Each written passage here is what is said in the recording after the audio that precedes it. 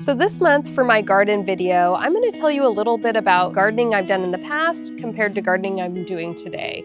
I have lived on property, I've lived in the suburbs, I now live in the city, and each of these places has given me an opportunity to learn so many new things about gardening.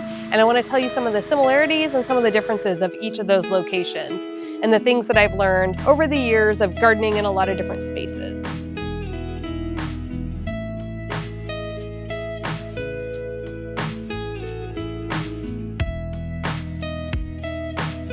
So living on a city lot, you're much more limited on the amount of space that you have for gardening. So I want to talk a little bit about what it's like to prep beds when you have a large country garden versus having raised garden beds in the city. My previous garden was 2,400 square feet. It essentially had beds that were 3 to 4 feet wide by about 8 feet long that were all connected to a long bed on either side. In order to prep those beds, I would lay down layers of cardboard and I would compost in place. Cardboard, really good compost that I'd get from a local recycling place, and just layering scraps and branches and all different things onto those beds. Those beds were directly on the ground, so I just had to make sure I was reshaping them every year to kind of keep them in the order and in the space that I wanted. In order to bring in compost for those beds, I would have a full truckload or two of compost brought in, which is very different than when you live in the city or in the suburbs and you have a much smaller scale garden. In this situation, I ended up buying bags of soil and compost to put onto these beds. I have not put a layer of cardboard down on these specific ones because this is my first year here and they already had about 18 inches of potting soil. But at the end of this growing season, I will layer some more cardboard on top of these and add some more compost to them so I can continue doing that lasagna gardening and allowing things to compost in place. Comparing this to the larger garden that I had out in the country, this took me a couple hours to get all the mushroom compost and the garden soil put into all these beds, the fresh stuff that I'm using for growing this year. When I would work out in the country, in order to get all of those beds ready, it would take me usually about a week or so to get all the beds prepped. When it comes to pest management on the two different scales of gardens, it's much easier to manage and to have visibility over all my plants on this small scale garden.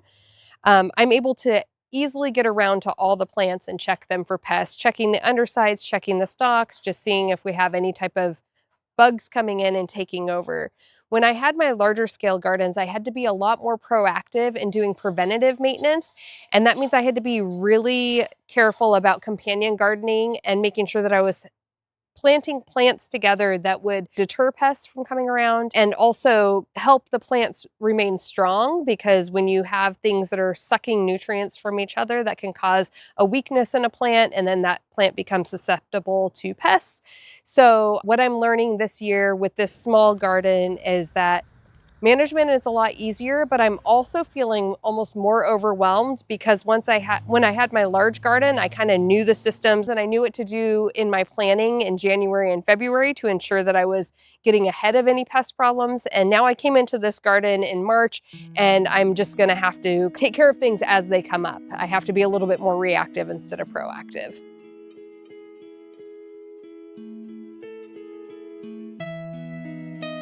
So at this point, I haven't done any feeding of the plants here because I put in fresh mushroom compost and some good potting soil into all the beds. When I had a larger scale garden, I of course wanted to keep my plants very healthy, because as soon as a plant becomes compromised or weak in any way, that's when the pests will usually come in. So again, that's trying to be more proactive instead of reactive. I know I have healthy soil here now, so I'm not too worried about doing an additional feeding. But when you are planting directly into the earth and you're layering and doing composting in place for many years, there are some depletions that are happening with the certain nutrients. And you want to make sure that you are nourishing that soil in order to create an environment that's beneficial for all your plants. So when I had the larger scale garden, I would do compost tea. And how I would do that is I'd take a bunch of scraps from the beds and or from doing any prunings or anything like that. Everything that was kind of sitting in my compost bin, leaf matter and grass clippings, and then of course all the scraps from the garden. I'd put those into a huge coffee sack, like a burlap sack, and I would put that into a wheelbarrow and I'd fill it with water, and I would just soak all of that stuff in water for quite a while, kind of making like sun tea. And then I would pull that bag of all the scraps out of there and let it just drain all that good liquid, and then I would go around and water all the beds using that compost tea.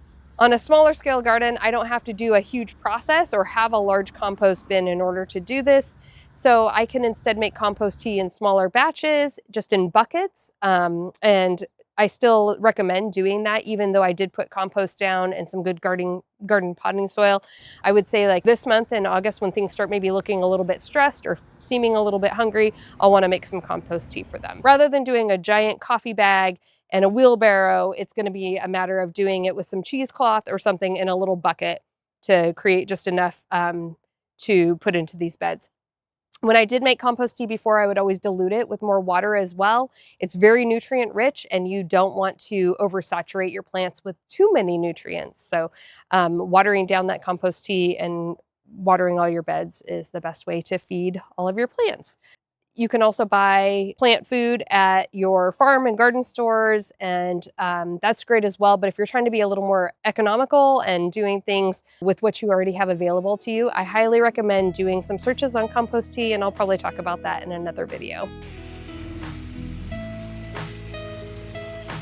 The differences in watering small scale versus large scale is I can hand water every single one of my plants as they need it. As opposed to having a large 2,400 square foot garden with multiple beds, I had to set up a drip system. And there are multiple types of drip systems out there. You can use PVC pipe, you can use soaker hoses, you can use drip lines. You have to find what works best for you in order to make sure that each of your plants are getting watered the amount that they need to be watered. On my larger garden, I set up zones because I had different plants that had different watering needs. And on those 4 different zones, they would get a different program within the drip system to ensure that they were getting the amount of water needed for the type of plant that they were. If there was something that was more like a leafy green, they wanted to have more water than some of my other plants that were in there. So with watering raised garden beds and only having a few of them, I can come by and like water them individually and take a look at all the plants as well, because I'm watering them directly into their stalk, like right around the soil that's at the base of the plant. And I'm able to kind of look them over and pull any little leaves that are getting, that are sucking energy from the plant, or just make sure I'm giving them a once over. So that's one thing I do like about the smaller scale gardening, is I feel like I can put a lot more love into every individual plant. Larger scale gardening, it's more for the abundance, it's more the quantity as opposed to necessarily the quality. And so I think that you can still have quality food on a large scale garden, and I did have really good food that I was growing, but there are some plants that maybe end up missing out a little bit on some of the love and care that you would be able to give them when it's on a smaller scale. So one thing I want to talk about, and I touched on this briefly, is the room for air. And when you have a smaller scale garden, you are obviously planting way less plants, and you have to give a little more care for each of the plants that you have planted, because the potential for you to lose a plant, the impact that's going to have is much greater than if you have a larger scale garden and many more plants available to you. So when it comes to gardening more small scale, if you're expecting a high yield of, say, tomatoes, you might want to consider planting mostly tomatoes in your garden, because not every plant that you plant is going to be hugely successful and create a large harvest for you. Obviously, when you have a larger scale garden, you're able to plant so many more plants and have an abundance of produce from those, even if a few of the plants are not doing well. So that's something to consider if you do have expectations of a high yield of any specific vegetable or fruit. Another thing to consider is that every single year the weather is different. The climate is completely different than the years past. Even if it's similar temperatures, there might be a different amount of humidity, or the season might be a little bit longer or shorter. So sometimes just throwing a bunch of different things to the wind and trying all of them is a great idea as well. If you just want to kind of learn and grow in your gardening skills, I highly recommend doing that. In our situation, we just moved into this house. I've never planted anything here before. I didn't know what the sun exposure was going to do, how cool it was going to be within our yard because of all the tree cover, and what was going to grow best where. And so we are trying a little bit of everything so we can see what does well here. And we're already learning right off the bat that there are certain things that are not thriving, and they may do great next year or the year after, but this year they're proving to be a little bit more challenging to keep alive and healthy. When I was working in my larger gardens, I had so many beds and so much space available to me that I grew pretty much anything you could possibly grow in the Pacific Northwest, and was mostly, I could always guarantee that there was going to be a bumper crop of something every year, so it felt wildly successful no matter what.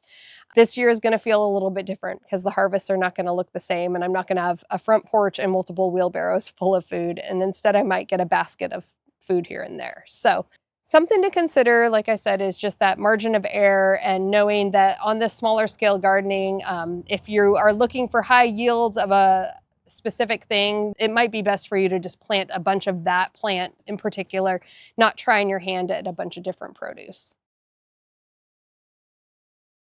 So in the month of August is the time that we actually start harvesting food in the Pacific Northwest. I'm in Zone 8B, and this is the time where I'll be harvesting some summer squash, tomatoes, peppers. We'll be seeing the corn shoot up, and we'll also be, oh, and beans as well. And then what we will also be doing is starting to prep for our fall harvesting. So at this time, I'm going to start thinking about planting my carrots, planting some of my greens that I want to have growing. I can start peas again and radishes. We have such a long growing season in the Pacific Northwest, and in the zone I'm in is one of the longest that exists.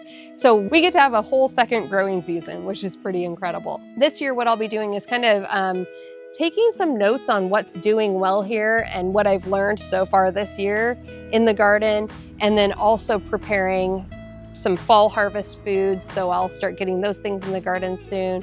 And I'll start preparing for next year and seeing what grew well where, and start creating a map so that I know where I might want to put things for the next year. Also, next month, we are going to start harvesting apples from this amazing apple tree, and we're going to try and figure out what the different varieties are. We're also going to rent a cider press so that we can make our own apple cider, and we might even dabble a little bit in making some hard cider. So stay tuned so you can see how that journey goes. I've made kombucha. I've allowed some of that to ferment into a hard kombucha. I have never made cider before, so I'm super excited to try it out and see if we're successful with it. Another thing that we'll be doing next year, or we'll be preparing for this year so that we can do next year, is growing a couple cannabis plants. And that way we can have some CBD on hand. And I love to use CBD in tinctures and in beverages. So that'll be another adventure that we'll be on. So make sure you stay tuned so you can learn those processes with us as well, because those are new things for me, and I would love for you to learn along the way. If this content's helpful, let me know. If you have any questions, put them in the comments. Let me know what you're growing, what you're finding to be successful this year, and like and subscribe, and I'll see you on the next video.